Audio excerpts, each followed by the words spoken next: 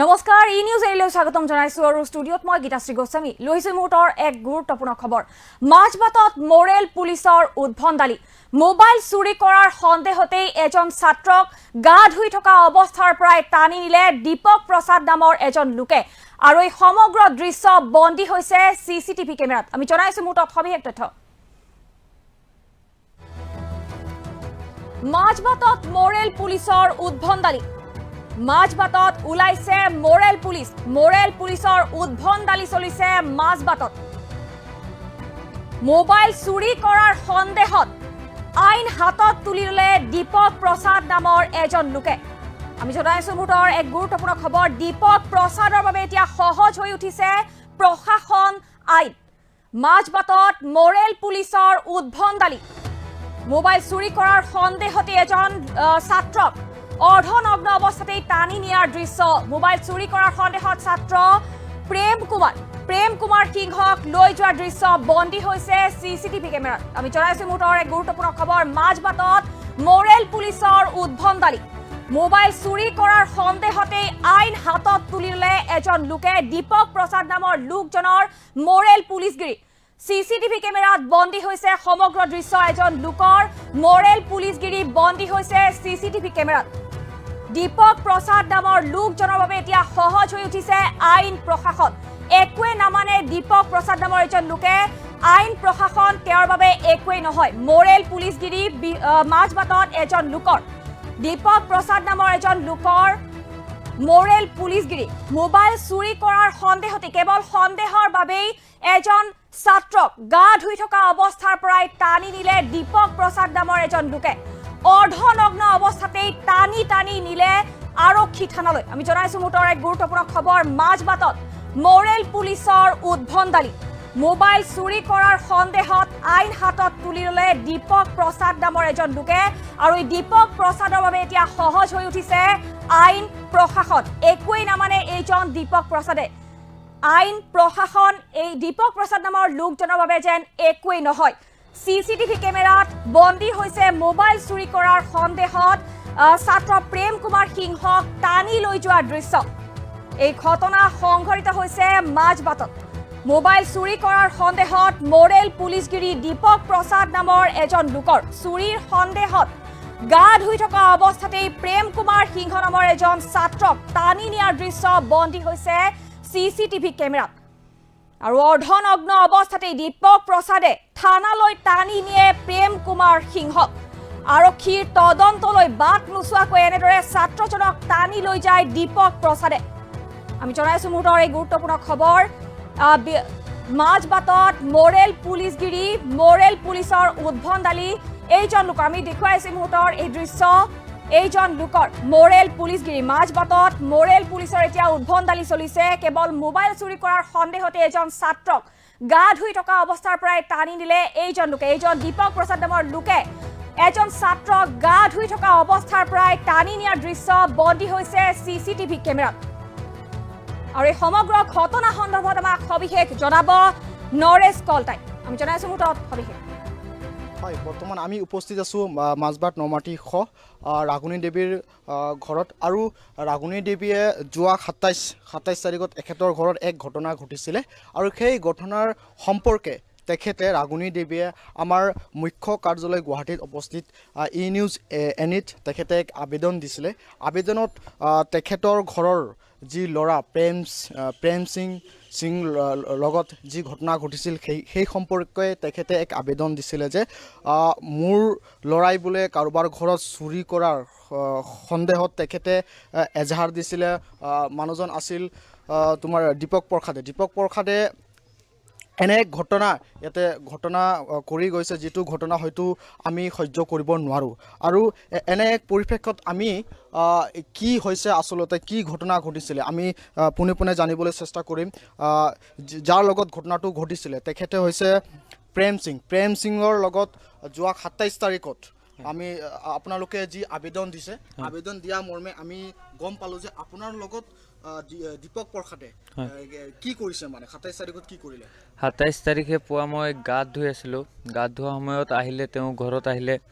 আৰু ঘৰত অহাৰ পিছত মোক মৰমত মানে ক'লে আৰু মাতিলে তুমি ওলাই আহিলোঁ ওলাই হাত সুধিলে মা ক'ত বুলি মই ক'লোঁ মাক দোকানত আছে বুলি তো ইমানটো সোধাৰ লগে লগে মোক একদম মই খালি পেণ্টটো লগাইছিলোঁ জাষ্ট এনেকুৱাই খালী ভৰিত খালী গাত আছিলোঁ মোক ধৰিলি চুচুৰাই ঘৰৰ পৰা ওলাই আমাৰ তিনিআলিটো যোনটো ৰাস্তাৰ তিনিআলি তাৰলৈকে মোক লৈ যায় তাৰপিছত লৈ যোৱাৰ পিছতহে আৰক্ষীৰ গাড়ীটো আহে তাৰপিছত মোক আৰক্ষী গাড়ীত গতাই দিয়ে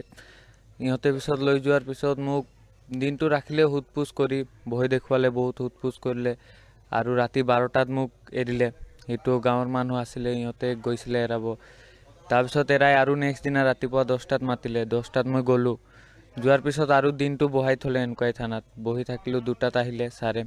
আহি কিনে তাৰপিছত মোক ঘৰত পঠালে ক'লে যে তুমি য'তে ত'তে নোলাবা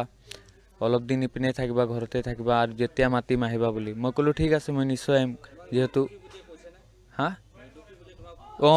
মোক ক'লে তুমি একো কৰা নাই মই গম পাওঁ তুমি যোৱা কিন্তু কেতিয়াবা মাতিলে আহিবা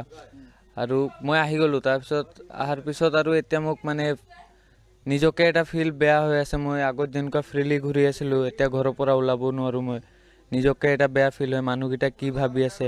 মোক চোৰ বুলিয়ে ভাবি মোক চাই আছে নেকি সেইকেইটাৰ কাৰণে মই কাৰো পৰা সহায় মানে নাপালোঁ এনেকুৱা আৰু গতিকে আৰু কাকো ক'বও নোৱাৰিলোঁ তো মই মানে নিউজৰ জৰিয়তে হেল্পটো খুজিলোঁ যে মোক মানে সেইটো কৰি দিয়ক আৰু ন্যায়টো দিয়ক মোক যোনটো ৰেচপেক্ট মোৰ গৈছে ৰেচপেক্টটো মোক ঘূৰাই পাব লাগে কাৰণ মই এটা ষ্টুডেণ্ট হয় এতিয়া কলেজ যাব মোক লজ্জাজনক ফিল হৈ আছে নিজকে তো সেইটোৱে মোৰ ৰেচপেক্ট যেনেকুৱা গৈছে মোক ৰেচপেক্টটো ঘূৰাই লাগে সেইকাৰণে আৰু আপোনালোকক মই জনালোঁ কথাটো হয় এখেত হৈছে প্ৰেম সিং আৰু প্ৰেম সিঙৰ লগত যিটো যোৱা 27 তাৰিখত যিটো ঘটনা ঘটিল এখেতে স্পষ্টকৈ এখেতৰ ভাষ্যমতে এখেতে সিদিনা 27 তাৰিখত 27 তাৰিখত তেখেতে গা ধুই আছিল গা ধুই তেখেতে লংপেণ্টহে পিন্ধিছিলে আৰু কাপোৰ লগা নাছিলে লগতে তেখেতে হয়তো চেণ্ডেলো বা জোতাও পিন্ধা নাছিলে আৰু তেনেকা এক পৰিৱেশত তেখেতে যিজনে মোবাইল চুৰি কৰাৰ এক সন্দেহত হয়তো তেখেতৰ নামত এজাহাৰ দিয়া নাই বুলি ইতিমধ্যে আমি গম পাইছোঁ কিন্তু আচলতে তেখেতে হয়তো প্ৰেম সিং নামৰ যি যুৱক হয়তো তেখেতৰ তাত কোনো ধৰণৰ প্ৰমাণ একো নাছিল কিন্তু তথাপিও তেখেতে কিহৰ ভিত্তিত প্ৰেম সিঙক ঘৰৰ পৰা তেনে এক অৱস্থাত ক'ৰ পৰা তেখেতে প্ৰশাসন আইন ক'ৰ পৰা পালে তেখেতে আমি সেইটোৰ সম্পৰ্কে আমাৰ হাতত এক ফুটেজ আছে যিটো ফুটেজ আমি আপোনালোকক এক ভিজুৱেলৰ ফুটেজৰ দ্বাৰা আমি আপোনালোকক দেখুৱাম কিন্তু কথাটো হ'ল প্ৰেম সিঙে ঘৰত আছিল আৰু প্ৰেম সিঙৰ নামৰ হয়তো তেখেতে এজাহাৰ দিয়া নাছিল কিন্তু তেখেতৰ এক সন্দেহ আছিল যে তেখেতৰ ঘৰৰ পৰা মোবাইল চুৰি হোৱা সন্দৰ্ভত তেখেতে এক আবেদন দিছিলে মাজবাট থানাত আৰু মাজবাট থানাৰ তেনে এক ভিত্তিত তেখেতে হয়তো সেইখিনি যদি আবেদন দিছিলে কিন্তু সেই আবেদন মৰ্মে হয়তো সেইখিনি কাম হয়তো পুলিচ প্ৰশাসনৰ হয় কিন্তু তেখেতে কিহৰ ভিত্তিত আচলতে দীপক প্ৰসাদে কিহৰ ভিত্তিত প্ৰেম সিঙক ঘৰৰ পৰা তেনে এক অৱস্থাত লৈ যোৱাৰ কিহৰ ভিত্তিত কি প্ৰমাণ আছে তেখেতৰ পৰা আমি হয়তো আজিৰ পৰা দুদিন ধৰি আমি দীপক প্ৰসাদক লগ কৰাৰ এক চেষ্টা চলাইছিলোঁ যদিও তেখেতে আমাৰ লগত কথা পাতিব নিবিচাৰে আৰু আজি হয়তো কিছুমান কথাত আমি গম পালোঁ তেখেতে আমাক চিনি নাপায় তোমালোকে কোন তেনেধৰণৰ আমি কথা পালোঁ দীপক প্ৰসাদৰ নামৰ আৰু মূল কথাটো হ'ল এইখন ঘৰ আছিল এইখন ঘৰত প্ৰেম সিঙে গা ধোৱা অৱস্থাতে দীপক প্ৰসাদে তেখেতক কেনেদৰে এইটো ঘৰৰ পৰা প্ৰশাসনৰ আইন হাতত লৈ কেনেদৰে তেখেতে এইটো ঘৰৰ পৰা প্ৰেম সিঙক কেনেদৰে তেখেতে চুচৰাই লৈ যোৱা আমাৰ তাতত এক ফুটেজ ভিজুৱেল আছে যিটো আপোনালোকে দেখা পালে হয়তো মনলৈ এয়া আহিব যে এতিয়া বৰ্তমান দীপক প্ৰসাদ নামৰ যি ব্যক্তিয়ে সি সম্পূৰ্ণ এক মৰেল পুলিচ বুলি ক'লে ভুল নহ'ব কাৰণ তেখেতে হাতত লৈ যোৱা এক আইন তেখেতে হাতত লৈছে সি হয়তো ই প্ৰশাসন হয় নেকি বা পুলিচ মৰেল পুলিচ বুলি নিজকে পৰিচয় দিব বিচাৰিছে নেকি যাৰ কাৰণে তেখেতে সন্দেহৰ মাজত বা সন্দেহ কৰিহে প্ৰেম সিঙক ঘৰৰ পৰা কাপোৰ গা ধোৱা অৱস্থাত তেখেতক কিদৰে চুচৰাই লৈ গৈ আছিল এয়া এক প্ৰশ্ন বা প্ৰশ্ন কৰিবলৈ এক প্ৰশ্ন আছে আমাৰ হাতত আৰু ইয়াৰে যি ঘৰৰ যি প্ৰেম সিঙৰ যি মা আছে মাৰ পৰা আমি কিছু কথা জানিম হয়তো কিবা তেখেতৰ লগত আপোনালোকৰ কিবা আছে নেকি মানে নাই কথা বতৰা তেনেকুৱা কিবা नहीं সম্পৰ্ক कुछ नहीं दुकान में था हम तो कुछ जानने नहीं सका वो तो दृश्य देख के अभी भूलने नहीं सकता है जो हमारा लड़का को कैसा ऐसा टान के ले गया न कुछ बोला कोई आके कुछ बताया नहीं गाड़ी लगाया 5-6 आदमी गाड़ी लगाया लगा के हम लोग का घर में ढुके लड़का को टान के ले गया जब तीनाली पहुंचा तो लड़का ठो बोला मम्मी बोल के हल्ला किया तो हम उधर से लेके आया आपसे बात हुआ था दीपक प्रसाद नहीं कुछ नहीं कुछ पूछा नहीं कुछ बोला नहीं कुछ नहीं पूछा ना कुछ बोला डायरेक्ट आके घर में वो 5-6 आदमी के साथ में आके डायरेक्ट घर में ढुके लड़का को टान के ले गया ऐसा टान के ले गया जो मैंने वो तो मैंने देखने से रोने दिल करता है वो तो भूलने नहीं सकता है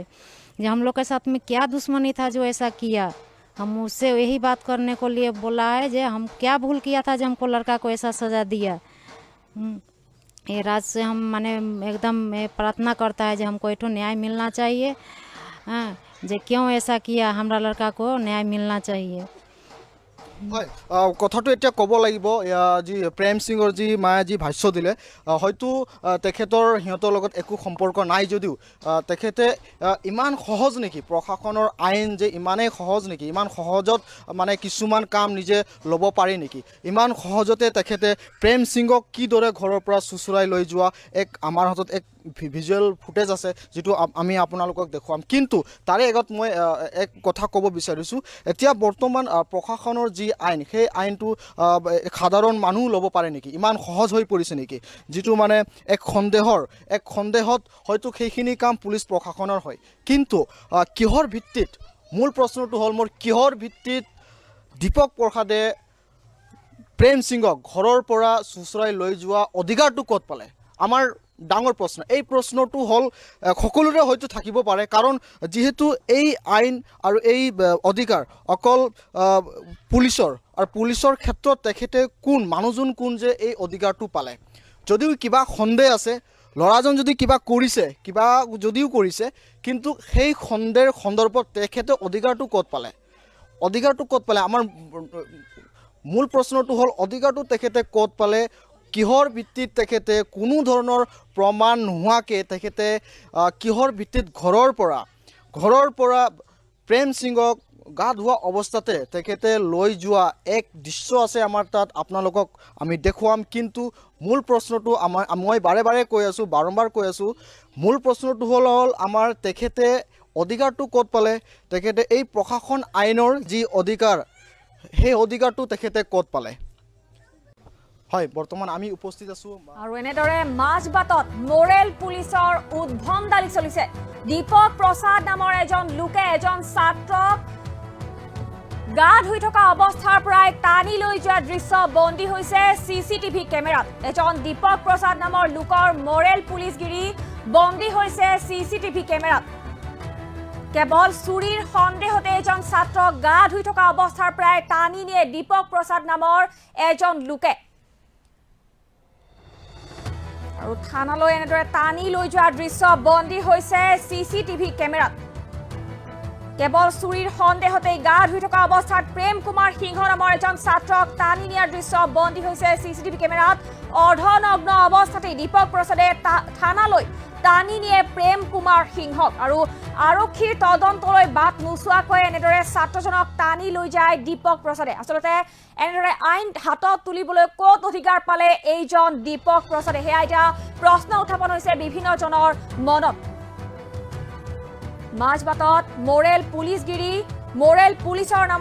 পুলিচগিৰি চলিছে উদ্ভণ্ডালি চলিছে দীপক প্ৰসাদ নামৰ এজন লোকে এনেদৰে উদ্ভণ্ডালি চলোৱা পৰিলক্ষিত হৈছে দীপক প্ৰসাদে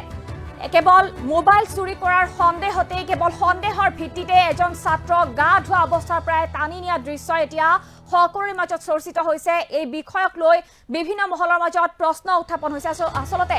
কেনেদৰে সাহস পালে অথবা ক'ত সাহস পালে এইজন দীপক প্ৰসাদে এনেদৰে ছাত্ৰজনক কেৱল সন্দেহৰ ভিত্তিতেই টানি লৈ যাবলৈ আৰু এই সন্দৰ্ভত আমাৰ হাতত ভাষ্য আছে মুহূৰ্তত ভাষ্য আগবঢ়াইছো এইটোতো হয়